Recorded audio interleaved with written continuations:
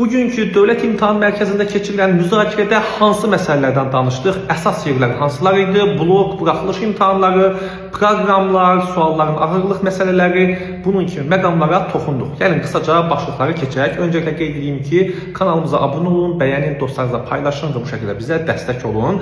Demək ki, birinci cümlə bu idi ki, riyaziyyatdan 5 dənə çətin sualın düşməsi gözlənilir. Yəni 5 çətin sual olacağı üçün digər asan və orta tipli sualları eləməmək kimi bir problem yaşamayın. Yəni çətin sualın olması bir tələbdir.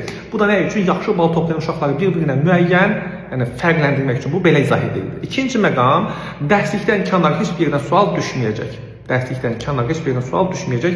Bunu da xüsusən vurğuladılar. Bu yaxşı xəbərdir. Dinləmə mətni ilə bağlı hər hansı bir problem olsa, demək ki, zalda əlavə qurğular yer verilib. Yəni onlar nəzarət ediləcək. Onlara yəni narahat olası bir məqam yoxdur. Buna görə narahat olmayın.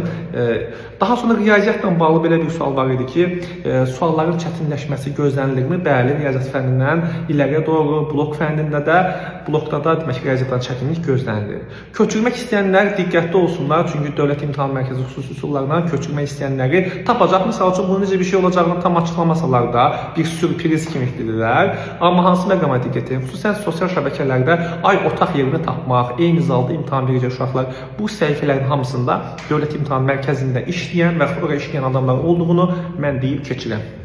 Daha sonra coğrafiya fənni ilə bağlı belə bir şey oldu. Dərslikdə olan xəritə, diaqram, qrafik hamısından sual düşə bilər. Buraxılış imtahanı ilə bağlı ümumi materialın 80%-ni bitirən və son illərdəki testləri işləyən abituriyentlərin nəticəsi daha yüksək olur. Ona görə çoxlu material əsasında ora-bura fikir dağıtmaqdansa sırf buraxılış imtahanı suallarına diqqət edin. Blokla da bağlı, yəni mən onsuz ki, hər il bunu abituriyentlərimə elətdirirəm, yəni sizlər üçün də bu fürsət var. Yəni buraxılış sonrasında sırf qəbula düşən və düşmə ehtimalı olan sualları işləmək lazımdır. Yəni çox yerə fikir dağıdıb, bütün materialları baxsın abituriyent endirib, amma heç birisini bitirməyib. Bax belə etməyin.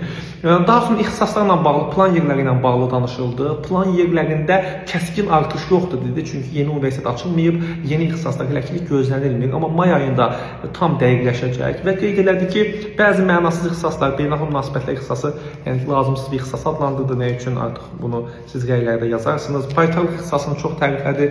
Dedi ki, yaxşı baytarlar 10.000, 12.000 maaş ala bilir. Hətta iləri illərdə baytarlıq həkimlik ixtisası, yəni müalicə işi, tibb ixtisasına bərabər olacaq, ona gəlib çatacaq dedi. Bunu gözləyirik.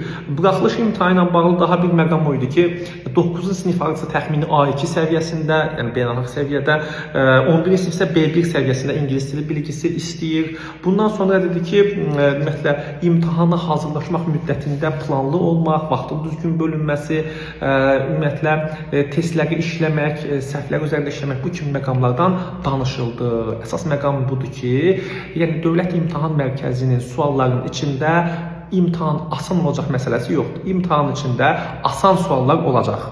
İmtahanın içində orta tipli suallar olacaq. İmtahanın içində çətin tipli suallar da olacaq. Çünki bu da bir tələb kimi qoyulub. Ona görə yəni çətin sual olacaq deyə özünüzü qorxuzmayın. Bu hissəsini mən deyirəm. Təbii ki, bunu onlar çox demirlər. İkinci məqam odur ki, yəni bu suallar paylaşılıb. Ta ki, ilk 2-3 sual çətin gələ bilər. Digər suallara baxıb, onları eləmək lazımdır. Daha bir məqam, yəni imtahan proqramının yəni yüngülləşdirilməsi, dəyişdirilməsi kimi heç bir yenilik yoxdur. Dinləmə mətnləri ilə bağlı deyilən şey oldu ki, DİM-in toplusundakı və son buraxılan sinif testlərindəki dinləmə mətnlərini dinləsinlər. Həminki adamlar səsləndirir. Eyni mövzu yox, həminki adamların səslə qulaq aşinalığı yarada bilərsiniz. Daha sonra isbat sualları ilə bağlı var. İsbat sualları iləri həndəsədən düşür, ileriyə doğru cəbirdən də düşməsi gözlənilirdi. Tarix fənni ilə bağlı dərslikdən kənar bir məqam düşməyəcək. Zaten tarixdən yəni ki, belə deyək, yəni keçən kimi səhv sual, uyğun olmayan bir sual düşsə, mən öz adıma deyim, biz bunun üçün mübarizə aparacağıq. Siz öz fikirlərinizi bildirin rəylərdə. Siz nə düşünürsünüz? İmtahan hazırlığı necə gedir? Nə olmasını istəyirdiniz? Dəyərlisiz.